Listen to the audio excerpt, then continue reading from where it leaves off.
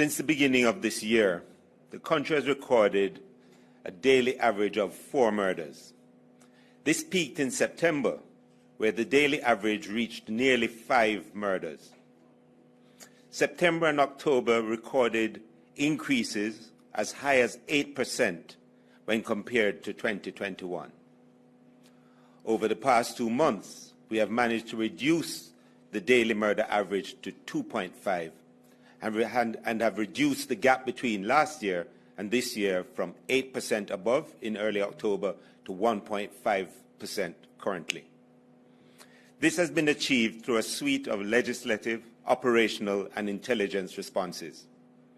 The key legislative tools were the provision of emergency powers to the security forces for 2 14-day periods during November and December, and the new Firearms Act coming into effect at the beginning of November.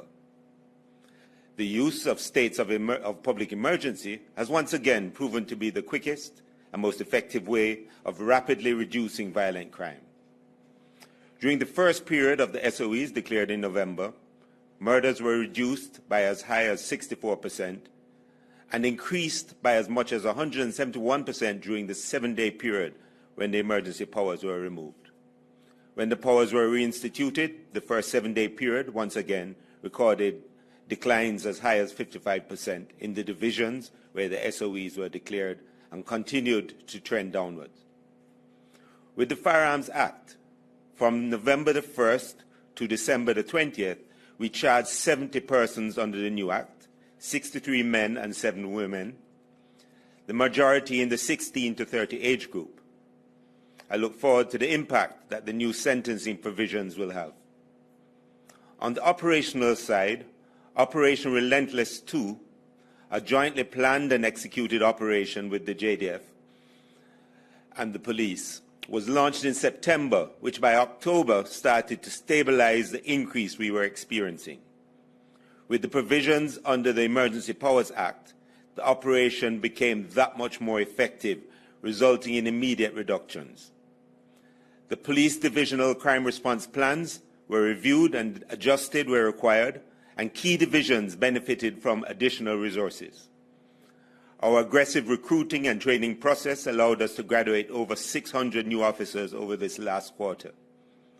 We were also able to assign additional mobility assets, including quick response bikes, to key areas. Our intelligence capability has allowed us to interrupt literally hundreds of murders and has led to increased confrontations with gunmen.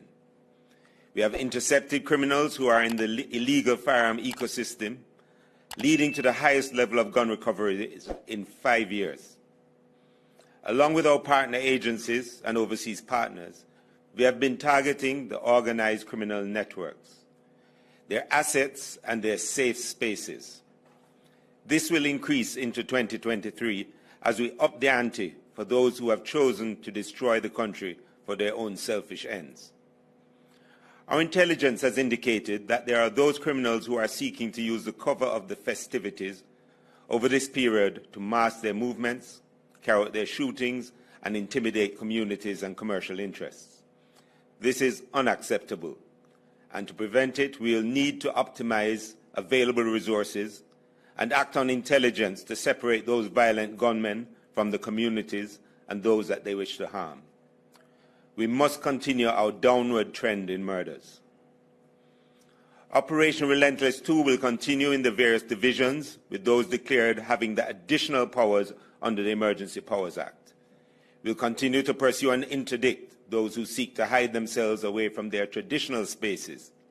And we ask that every well-thinking and well-meaning Jamaican comes on board with us to support the effort of our security forces.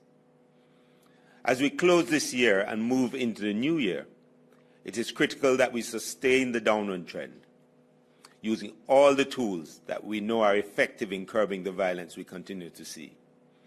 Therefore, in consultation with the CDS, we requested the use of emergency powers under a limited state of public emergency in the divisions that were previously mentioned and parishes.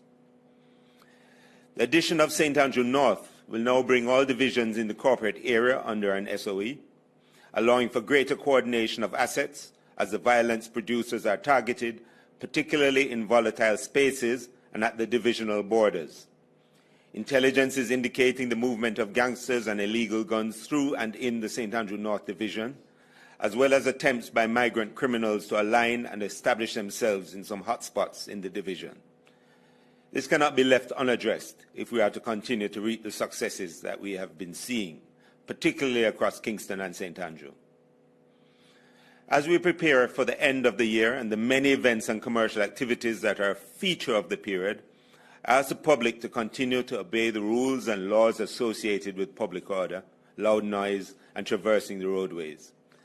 They are there for your safety, and whereas we are out in our numbers for this period, it is not possible to be everywhere. We ask you to take responsibility for your personal safety on the roads and at these events, while we maintain the operational activities associated with targeting of violence producers and criminal gangs, as well as violence reduction in hotspots. We'll continue to forge ahead relentlessly against gangs and gunmen. We'll continue to reduce opportunities for guns to be trafficked and used to kill people, as we seize illegal guns and prosecute under the new Firearms Act. To get the results we have gotten in this last quarter, it has taken significant sacrifice and effort by my police officers, the JDF, and other partners. We have been pushing relentlessly throughout the last quarter of the year, and I'll use this platform to thank all of my members and those members of the JDF and other partners that have supported us for their unwavering commitment to the safety of the people of Jamaica and their steadfastness and persistence under difficult circumstances. I've interacted with many of them during my visits over the last couple of weeks, and their passion to serve has never been more evident. Let me reassure the public that as we disrupt the activities of criminals and gangsters, we will try to minimize disruptions for persons going about their normal and lawful activities, as we collectively respond to the violence in these areas so declared.